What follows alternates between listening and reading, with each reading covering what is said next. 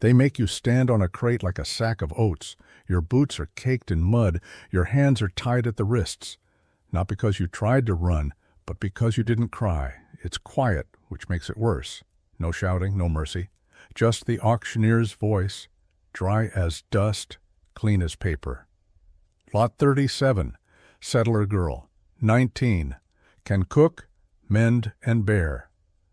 You look past him, past the banker with the ink-stained vest, past the widow clutching her boy's hand, past the men with ledgers in one pocket and rope in the other. You look toward the trees, because trees don't price you, they just stand.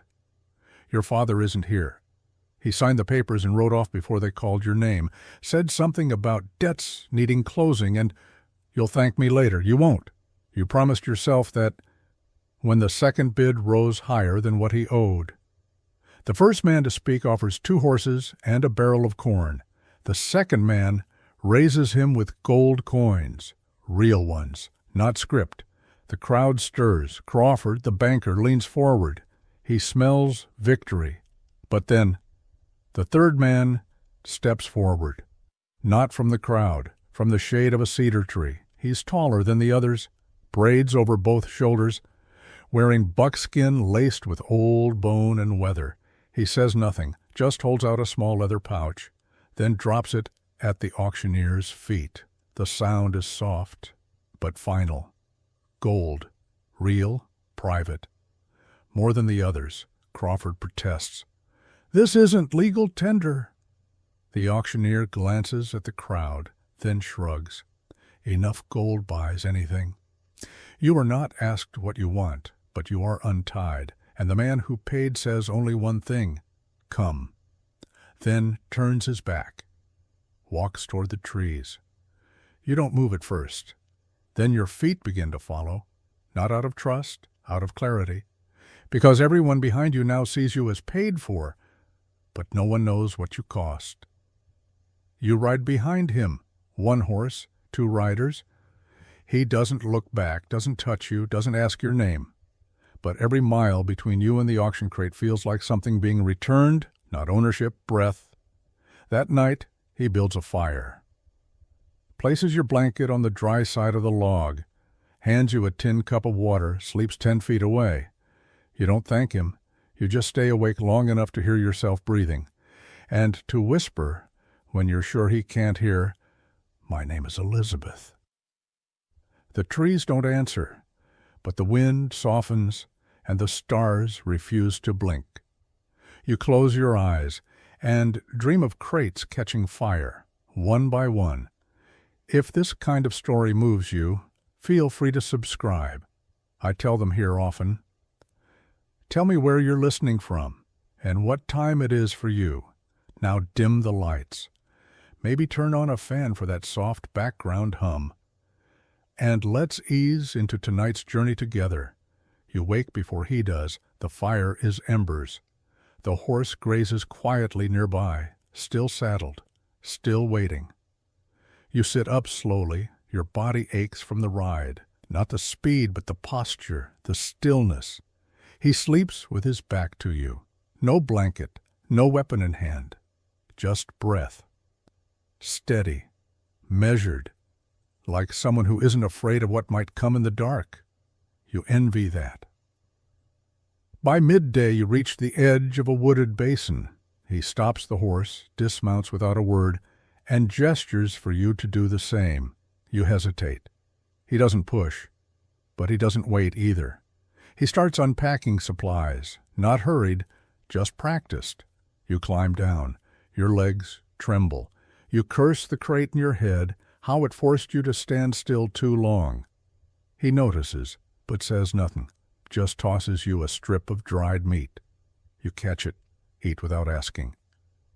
He nods once. Approval? Acknowledgement? You don't care. You're hungry. As the sun sets, he starts building something more permanent than a fire. A lean-to, partial shelter against a half circle of trees. He lays the poles first, ties them with rawhide, layers pine boughs, like he's done this 100 times. You watch. Then, without asking, begin to help. He pauses once to look at you, then nods again. Like agreement is a silent contract, you finish before full dark, sit beneath the roof. He places your blanket inside, then takes the outer side for himself. No words. But the message is clear. This place is yours, even if only for tonight. You eat in silence. Firelight flickers off the bone beads on his wrist. You trace each one with your eyes.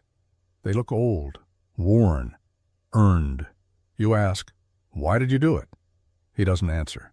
You ask again, softer. "Why pay for me?" Still nothing.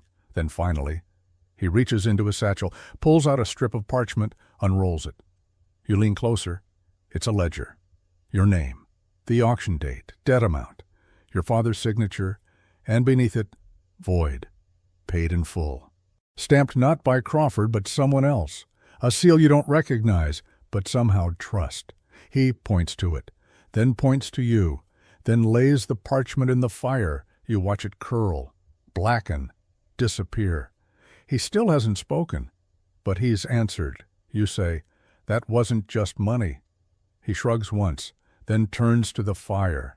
Later, while Hope sleeps beside you, you call her Hope now, even though she hasn't been born yet. You lie awake and whisper, "I was bought, but not claimed, and I don't know what to do with that." The trees creak above, the fire dies slow. He doesn't move, but you feel something settle, not in him, in you, a knowing, a waiting, a seed that refuses to be named just yet. The path curves east. You ride behind him again, this time without ropes, without shouts, just wind. He doesn't speak, but he slows the horse when your hands begin to tremble. He stops for water before you ask. He listens for things you haven't said and answers them. 3 days pass before you reach the ridge. Below, a basin of trees, a longhouse, 2 small outbuildings, a fenced garden overrun with frost-bitten stalks. Smoke rises from the chimney. You don't ask whose it is. You already know. Not his, not yours, but waiting for both of you.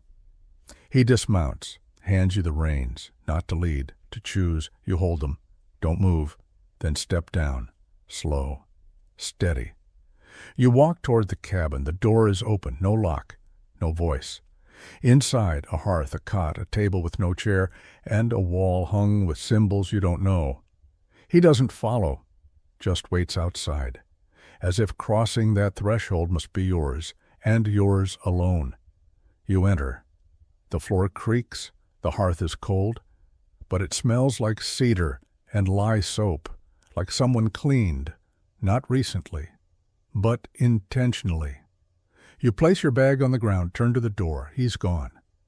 You find him splitting wood by the trees, 1 log at a time, measured, quiet. You watch, then step beside him. Pick up a log. He doesn't stop you. You swing, miss, try again. This time you land it, clean. He gives a short nod, a sound almost like a breath of approval. You split 3 before he takes the axe back. You sit on the stump, exhausted. He builds the stack beside you, higher than your shoulders, then, without warning, says your name. Elizabeth.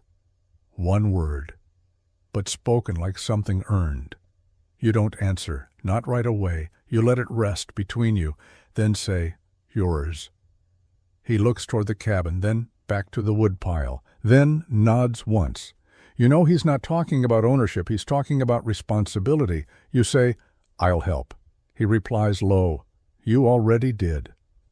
That night you light the hearth yourself. He doesn't enter. You leave the door open, not as invitation, as trust. Hope turns once inside your belly. You place a hand there and whisper, "This time you'll come into warmth." The fire catches and holds. You wake to birds, not many. Just 1 or 2 notes in the pine. But it's the first sound you've heard that wasn't fire or footsteps. Hope shifts inside you. Your body is sore in places you'd forgotten it could be. But for the first time in weeks, you didn't wake up afraid. You stretch, dress, step outside into light that doesn't judge you. He's already awake, boiling water over a low flame, mending a strip of leather. He nods once, The kind of hello that doesn't break silence. You sit. No words pass. You sip what he offers. Bitter tea, roots, steam that smells like bark and stone. It grounds you. You say, I can work. He raises an eyebrow. You add, not just wood. He says, what else? You pause. Because no one's ever asked that. You list it like you're remembering someone else's life. Binding, ledger writing, tatters, knots, some French, some numbers. I remember how to patch a fence. He nods slowly, then says, good. Then nothing. But that's enough. That afternoon you take a walk around the homestead. Hope makes your steps deliberate, but not weak. The fence is cracked in 2 places. The shed needs a new hinge. The garden gate drags. You take mental notes. Not of what's broken, of what can be built. You run your hand along the wood grain of the shed. Your initials from years ago, E.T., still faint, but carved deep. You whisper, still here. Then, take the hunting knife from your belt. Etch the other half. Elizabeth Thornton.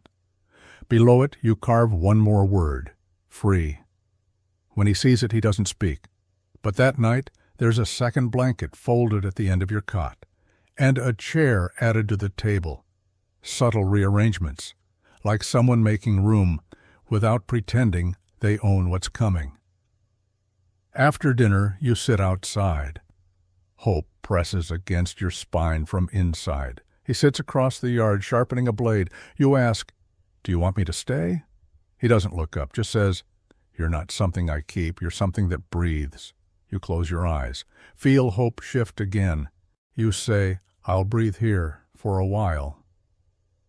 He finally looks up.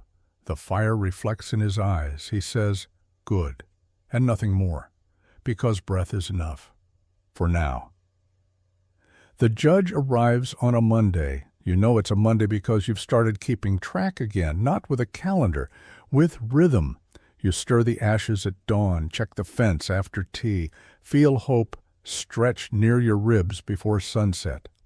That morning, he rides up the path alone. No entourage, no uniform, just dust and parchment. You see the seal before he dismounts. Federal, not local. He tips his hat to you, then to the man who paid for your silence. You nod, but don't smile. Not yet. He says, you Elizabeth Thornton? You answer, depends who's asking. He nods slowly. You got spirit, that'll help. He pulls out a folder from his saddlebag. I'm not here to take you, just to understand. You gesture toward the bench. He sits, not like a man who's superior, like one who's tired. You brew tea. He waits. When it's ready, he takes it in both hands like a gift, then begins. Banker in Clearwater filed a claim, he says. Says a girl was auctioned illegally, then vanished. You say nothing. The man beside you doesn't move. The judge goes on.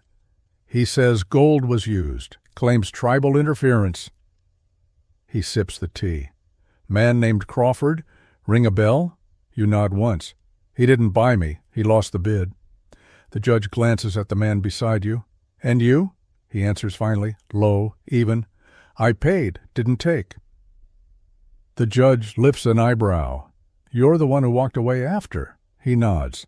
The judge exhales. Well, that makes you smarter than most. He pulls out a sheet, blank except for a line at the bottom. Need your testimony, voluntary, for the record. You ask, what happens if I don't? Nothing immediate, but things keep breathing when they're written. You think of hope, of fire, of the ledger in Crawford's office. You say, I'll write it myself. The judge smiles. Even better. He hands you the page. You don't fill it yet.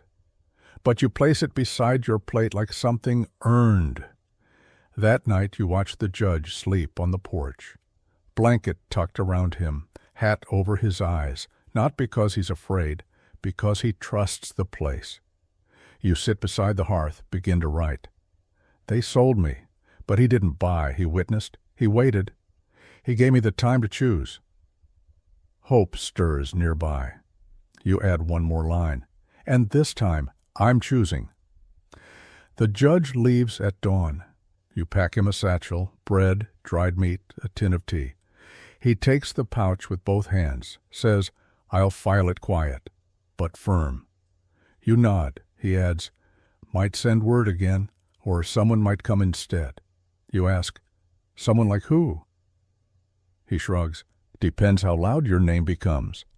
You watch him ride off until he disappears into the trees. Then you go inside, sit at the table, and add another line to your statement. They want a name to chase. I'll give them one that walks on its own. That afternoon, you start building a box, not for packing, not for leaving, for safekeeping. The ledger scraps. The letter you never finished to your father, the cloth you bled on during the ride. You place them all inside. Then add the page with your name carved on it, the original auction note, burnt at the edges, still legible, still dangerous. You say, "This isn't shame," then close the lid. Hope takes her first steps that week, barefoot in the mud, wobbly, joyful, certain. She moves like the ground belongs to her, like she's not waiting for permission.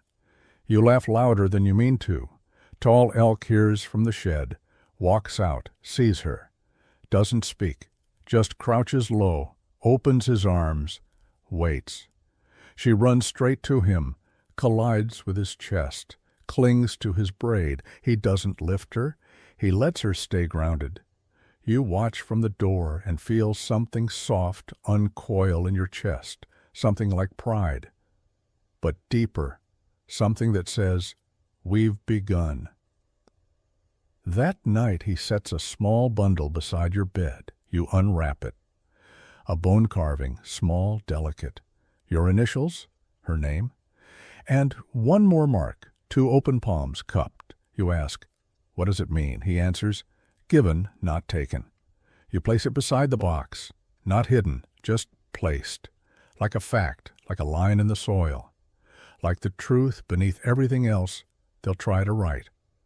The rains arrive in sheets, thick and slow. You learn how the cabin leaks, just at the corner where the roof settles over the doorway. You place a bowl there, not to stop the drip, to listen to it. Hope calls it the talking water.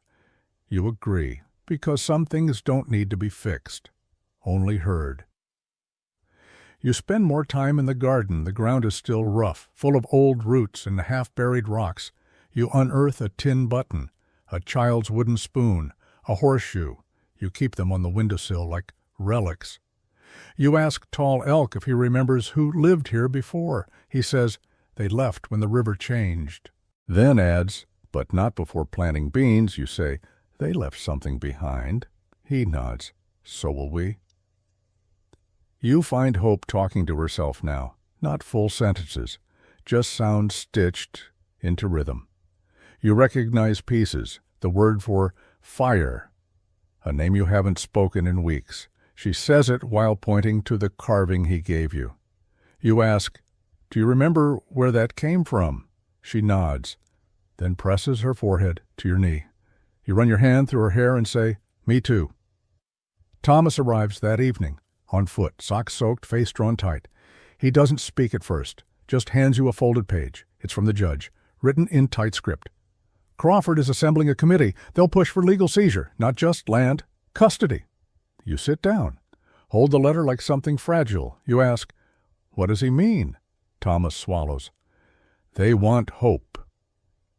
The wind presses against the door, harder than it has in days. You ask, "What do we do?" Tall Elk answers from the corner, "We make them come here, and then we don't let them forget what they saw." That night you open the box again, place the letter inside, add one more item, Hope's footprint, pressed in damp clay, dried in sun. You write beside it, not evidence, just memory, and that's stronger. You prepare without announcing it, no drills, no speeches, no panic, just rhythm. Tall Elk fixes the hinges on the shed. You mend the tears in the side window's cloth. Thomas sharpens every blade, even the carving knife Hope uses for play. Hope senses something. She gets quieter, stays closer, carries the bone carving everywhere now. You don't stop her. You begin writing again, not just letters, pages, testimony maybe, but not for court, for truth. You write what the auction smelled like, the way Crawford's voice never cracked, the way your knees trembled not from fear but from rage so sharp you could taste it. You write about the silence that followed, the hands that didn't grab, the eyes that didn't flinch. You write his name, then scratch it out, then write it again, not for vengeance, for clarity, because forgetting helps no one, especially not hope. Thomas carves 3 stakes. Tall elk burn symbols into them. You ask what they mean. He says, witness, refuse, remain. You help plant them at the edges of the clearing, not like a fence, more like a line drawn in thought. Hope watches. She tries to plant her own, a stick barely long enough to stand, but she presses it into the dirt with both hands, and you don't fix it, because crooked declarations still count. That evening you all eat together. The wind stills. You hear frogs from the creek. A night bird calling once. Hope's breath against your shoulder. You say, what if they come tomorrow? Tall elk shrugs. Then tomorrow belongs to us. You ask, and if they don't? He looks at Hope, then at you, then says, we still hold it anyway. You open the box one more time. Place your latest pages inside, then close it gently. Not like hiding, like planting, like preparing for bloom. They arrive at midday, 3 men, 2 horses, 1 wagon. Not soldiers, but not neighbors either. Their coats are trimmed in law. Their eyes are lined with decision. Their boots are clean in a way that says they didn't walk here. You step out before they knock, because you are not someone who waits behind doors. Hope stands beside you. She holds the bone carving in both hands. You place a palm on her back and say, stay. She does. But you feel her breath quicken. The man in front is older. Spectacles, red scarf, too little dust. He raises a folded document. I'm looking for Elizabeth Thornton, you say. You've found her. He glances past you. Eyes pause on Hope, then shift to the man at your side. Then the younger man with him unfolds a map. We've received complaint regarding the harboring of a minor, improper land claim and failure to comply with court inquiry. You don't blink, you say. No one here is hidden, no one here is stolen, and no one here is less than whole. He clears his throat, unrolls the document, official, heavy, stained by the weight of ink, not truth. You take it, read slowly.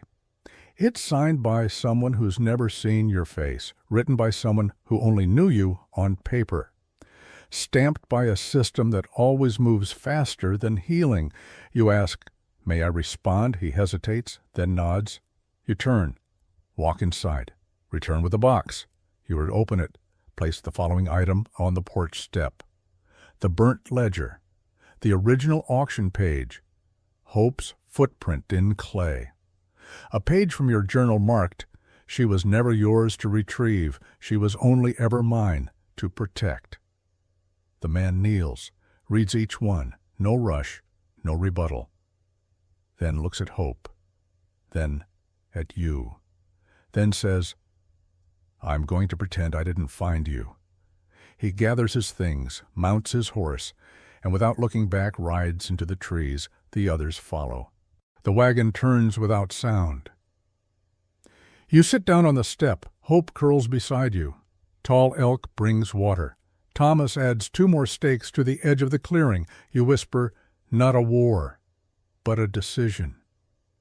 And for the first time in weeks, you believe you've already won. The next morning is rainless, not quiet but calm. A soft wind moves through the trees like it knows your name now. You sit on the bench by the garden, Hope on your lap, Her hair smells like pine and smoke. Tall Elk is sharpening tools nearby. Thomas is digging near the southern edge, turning earth, unburying stones. You ask, what's he making? Tall Elk answers, a path. You nod, but what you feel is deeper, not just direction, legacy. Later, Hope brings you a feather, black and white streaked, balanced. You ask, where did you find this? She says, it found me. You believe her.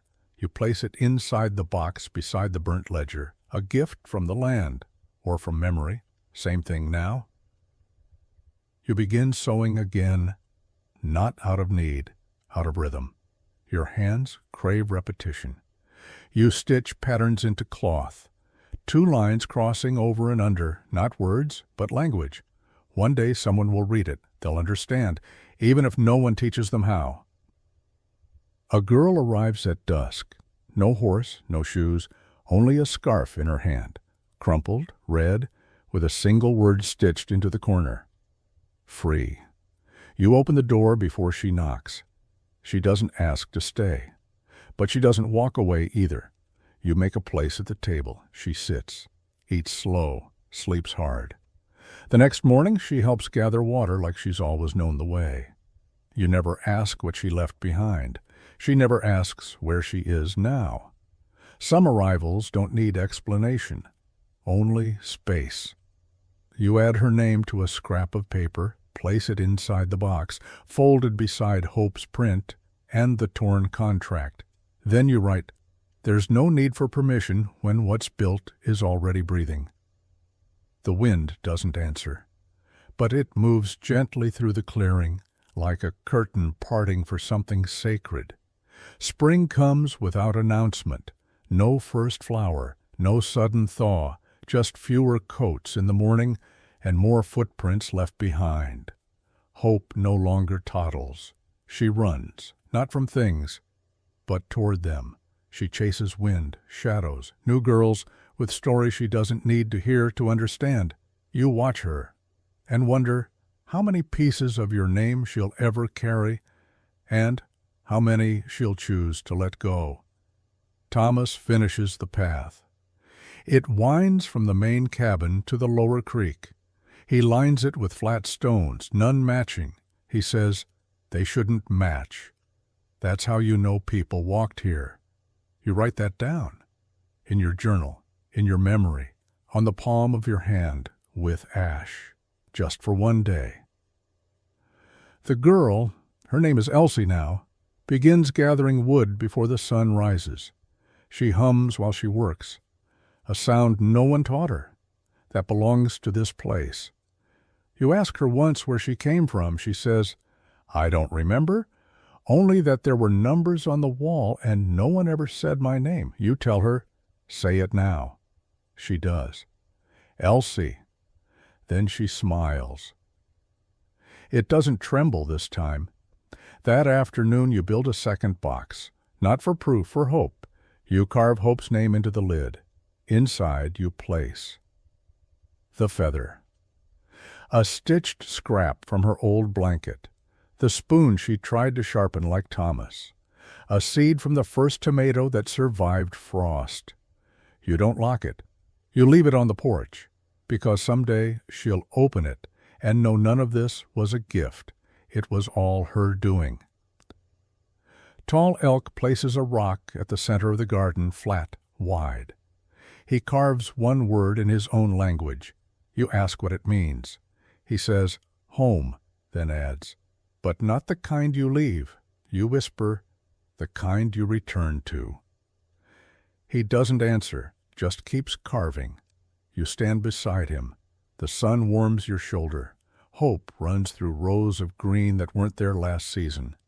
And you know you haven't just stayed, you've grown. The letter comes tied with twine and dust. No seal, no return mark, just folded thick with intent. Thomas finds it near the edge of the path, tucked under a rock. He doesn't open it. Hands it to you, silent. You feel the weight before reading. It's not ink heavy, it's memory heavy. Inside, 5 lines. They're coming again, this time with paper and men, not to ask, to mark and to erase, No signature. But you know whose pen wrote it, the judge.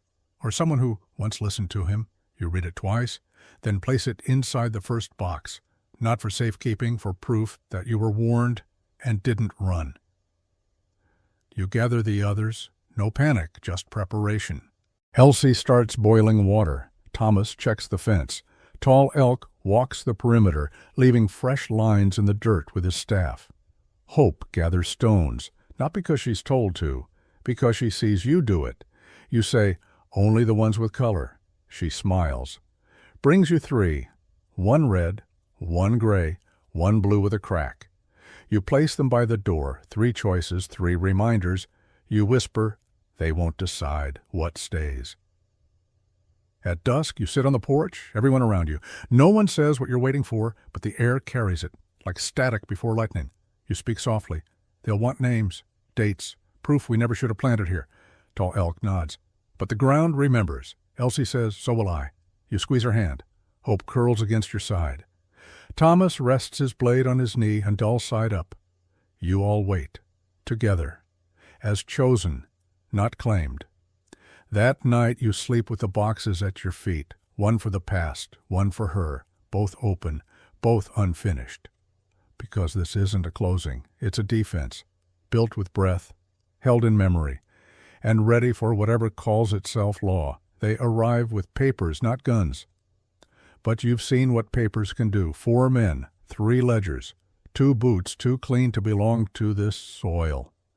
1 voice that speaks like it's already written the ending. He steps forward. Gray vest, polished badge, tongue like sanded wood. You are occupying territorial land without title. You don't flinch. You don't answer. He tries again. We have record of debt, disappearance, and illegal sheltering. Tall Elk stands beside you. Elsie holds Hope's hand. Thomas stays behind the door, watching.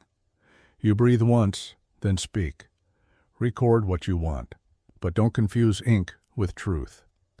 The man narrows his eyes. We're here to reclaim what's owed. You ask, to whom? He unfolds the top paper. Crawford v. Thornton et al. Filed Clearwater District. You smile bitter. Crawford's dead, he replies, but his filings aren't. You nod, then reach for the first box. Open it, lay out the items on the porch like offerings. Burnt auction note, the first carved bone, Hope's footprint, the letter from the judge. The man sneers. This is sentiment, not law. You answer, so is your filing. He lifts a quill. Will you sign this form acknowledging trespass? You ask. Will it erase the breath of a child who grew here? No answer. You look at Hope. She steps forward, places her red stone at his feet. The wind kicks up. Dust crosses the porch. The quill shakes in his hand. He says, this isn't over. You say, it never is. They leave before dusk. Quiet, no shouting, no arrests. Just disappointment dressed in rules. That night you bury the red stone beneath the porch. Hope helps cover it with soil. You say, what we plant, we protect. She says, even the broken ones. You nod, especially those. The red stone stays buried, but you feel it underfoot when you sweep the porch, a weight that hums, not with sorrow, with decision. Crawford's men haven't returned, but you know better than to call that peace. It's the kind of silence that waits for a new name on the letterhead, a new signature to try again. So you prepare, not by arming, by remembering. You begin to teach Hope to write, not with ink, but with ash on planks, mud on rock, sticks dragged through soft earth. She spells her name backwards, then forwards, then adds yours beside it. One day she writes, not sold. You don't correct her spelling. You just kiss her forehead. That's grammar enough. Elsie starts recording who arrives and who leaves. She carves the names into a beam near the hearth, small marks, thin lines. Some are just initials. Some are full names she gives them when they won't give their own. You ask, why? She says, So no one disappears. You smile, then add your own, last, not first. Thomas builds a frame around the garden stone. He burns words into the wood. We stayed. No signature, just the truth. A full sentence.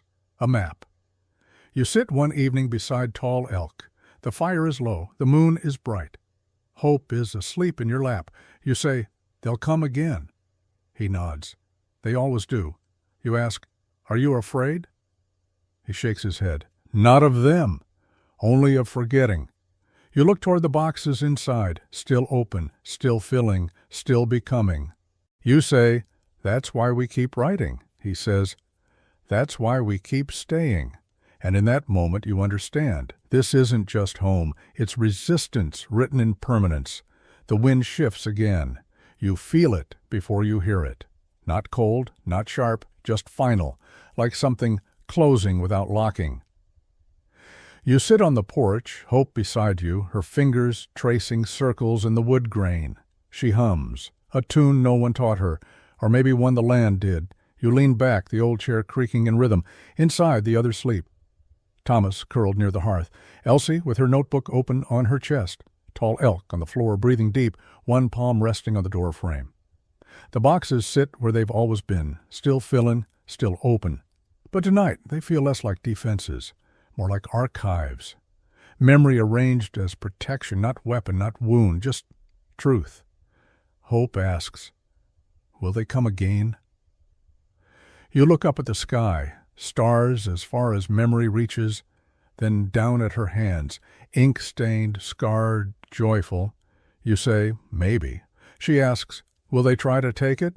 You pause, then answer, "They can try." She smiles, then writes her name in dust on the porch step, one letter backward, one perfectly formed, then adds a dot underneath. You ask, "What's that for?" She says, "That means finished." You whisper, "Not yet." She nods and adds another dot.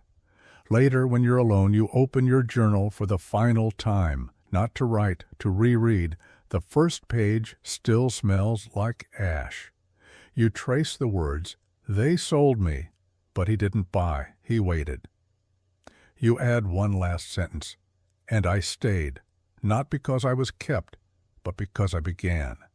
You close the cover, wrap it in cloth, place it in the second box. The lid shuts with no resistance, because nothing inside is fighting anymore. The wind carries the smoke of a new fire, the sound of water boiling, a voice humming. Not yours, but familiar. That's how you know.